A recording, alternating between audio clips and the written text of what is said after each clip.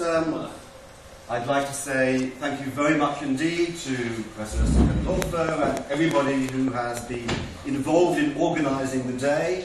I'm delighted to be invited to the beautiful city of Verona and also to meet some of the people in Italy who are working in areas of material culture and consumption. And I look forward to being able to talk to you later on. Now, the topic that I picked is really to give a kind of case study in what I understand material culture can do.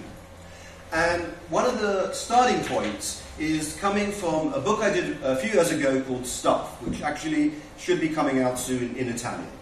And early on in this book, I talk about the idea of the academic as an extremist. And the point I'm trying to make is this, that one of the problems in modern contemporary social science is that somehow we seem often to have divided ourselves into two extremes. On the one hand, we do a lot of very empirical research on the ground, focused on a particular topic, and we report our surveys, our data with respect to that topic. And on the other hand, we produce papers that are very theoretical, that are engaged with philosophical issues, and that are quite abstract. And this is a problem because actually you could say that the modern world itself, ever since Enlightenment philosophy, we have seen that there is an issue that the world is dividing into that which in a sense is very abstract and that is very grounded, and they lose company. They actually stop speaking to each other. So whether it's political systems or financial systems, or indeed academic discourse, it can reach a level of abstraction where it's hard to see the connection between these two areas. So one of the ambitions I would have for these material culture studies is actually there is a commitment to bring back a conversation between these two extremes. So in the same paper, with the same material, you can watch how you move between the very grounded areas of your study and these ambitions to contribute to theory, to abstraction, to philosophical discourse, instead of keeping these as two quite separate traditions. And one of the reasons I think material culture can do this is because the very materiality, the idea that we deal with stuff, allows us to be grounded in the first place. That we are dealing with something that is happening in the world. And as you will see, I'm beginning in a case not based around a discourse, things people say about the world, or from talking to people. I'm simply going to start with something that is right in front of our eyes. And when we started this denim project, the idea really was simply we were responding to this, that you could go out into a university environment, but many environments. And you don't find it extraordinary that everybody is dressed in denim. But they are, and it is, in a way, quite extraordinary. So the only question I'm really facing today is a very simple question. I just say, why? I just want to know why this happens in the world. But the evidence is not, again, from anything anybody is saying about it. And in fact, it's curious that if you look at studies of clothing and fashion, most of those studies, I mean, there's a journal called Fashion Theory, right? And it's been going for many years. But there is not a single article about denim, right? Haute couture and things, masses. It's almost like the less we wear something, the more we write about it. And the more we wear it, the less we see it. And there's an English phrase called the blindingly obvious. You know? It's so obvious, you're blind. You actually don't see it. So we started this because how can it be that there is no explanation for why we wear denim? It seems a crazy thing. So, and we didn't have a hypothesis. We didn't know why. We just knew we didn't know. And the idea was to bring together a whole lot of projects. And what I'm going to go through is how you get to an answer to why denim, and then how, in turn, doing that leads you to issues in relation to consumption, and then eventually to more theoretical kinds of issues. Step by step. So the first part is simply the observation. Now, I'm very fortunate that I get asked to give talks in many parts of the world, and one of the things I do when I go there is I go first and I stand on a street corner. And I stand on the street corner, and as you would say in English, you check out the arse of the first 100 people that pass by, right? What are they wearing? And the observation, whether it's in Seoul in Korea, or Rio de Janeiro, or wherever, is these days round about half the people that are passing you by are likely to be wearing denim. Okay? There are some areas where this would be less true, in rural China maybe, or rural India, but I think you could say in the majority of countries of the world today, go on any day you like, and half the people are wearing specifically blue jeans, right? So I want to know why.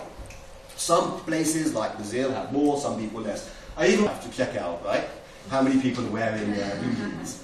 So that's your starting point, and the question then is why. And one of the things I want to say about this is obviously it's a problem generalizing about something which half the world is doing, okay? So I'm not really going to be able to talk about all the things going on around blue jeans. My main emphasis, as you'll see, is going to be about the most, the sort of the mass blue jeans, the ones that you will see on those kinds of streets. Precisely, I don't want to talk about the kind of equivalent of your... You could get expensive jeans. You can pay $1,000 if you want for some special brand. And actually, when you do look at the literature on jeans, it's mostly directed to those kind of fashion designer jeans. But they're a tiny fraction of what is actually going on. Most of the countries I'm working with, nobody, or hardly anybody except maybe a small elite, would be wearing these kinds of things. And it's the ordinary, the mass, that I'm primarily interested in. Now, the first question is, okay, why are they blue jeans? Why this colour? Surprisingly, it's something that when I actually do my field work, people have completely forgotten, but the reason is obvious enough, and I don't think I need to spend very long on it. It's possible there are times in prehistoric periods when the proportion of people wearing indigo was pretty much as big as it is today.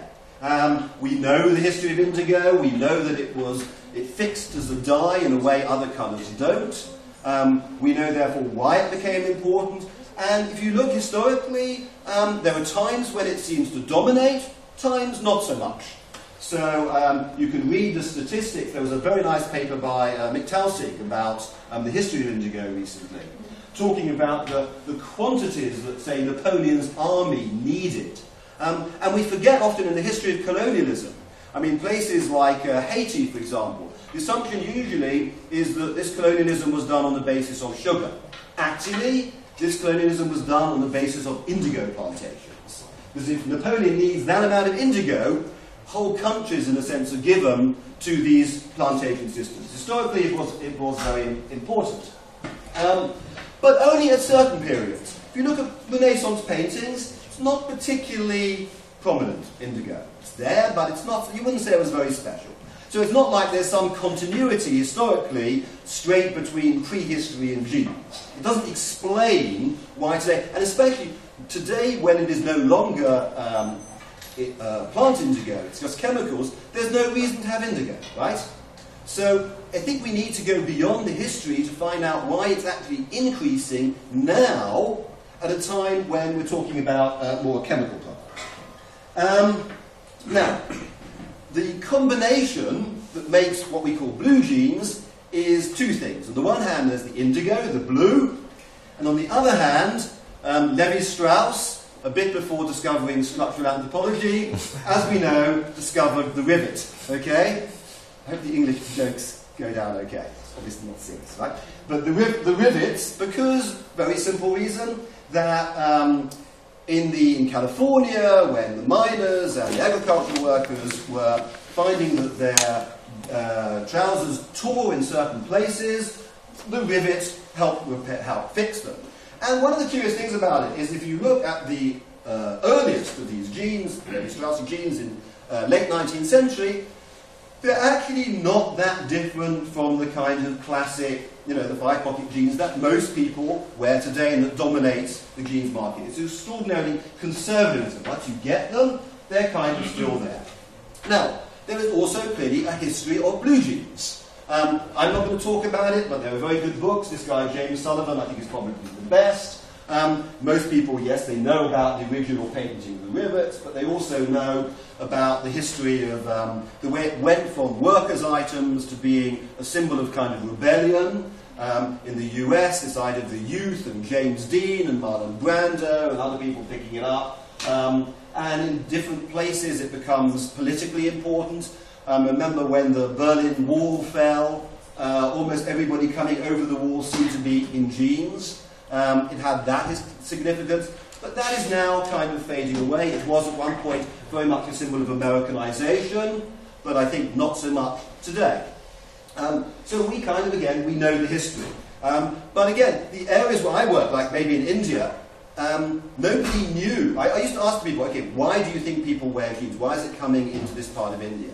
And people said they think it came maybe from Germany.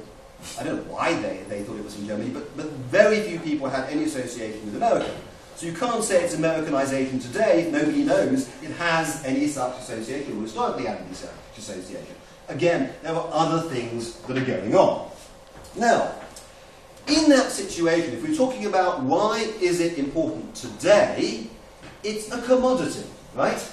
So the normal tendency would be to say it's a commodity, so the reason that it is so dominant in the clothing market must have something to do with capitalism, with commerce, with economic instruments. Surely that must be the case, right? How else could it be?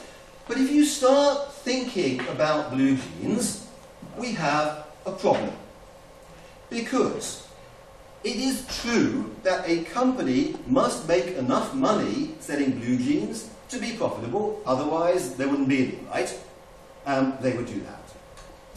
But to say that the cause, the explanation, the understanding of why this exists must be to say more than that. It must be to say that there is some reason why this is better for companies or more profitable companies than the other things that they could be wearing. And that is completely untrue. Because if you think about the clothing market, if we could persuade, or if the companies involved in clothing could persuade people not to wear blue jeans, they would be making a lot more money. Why?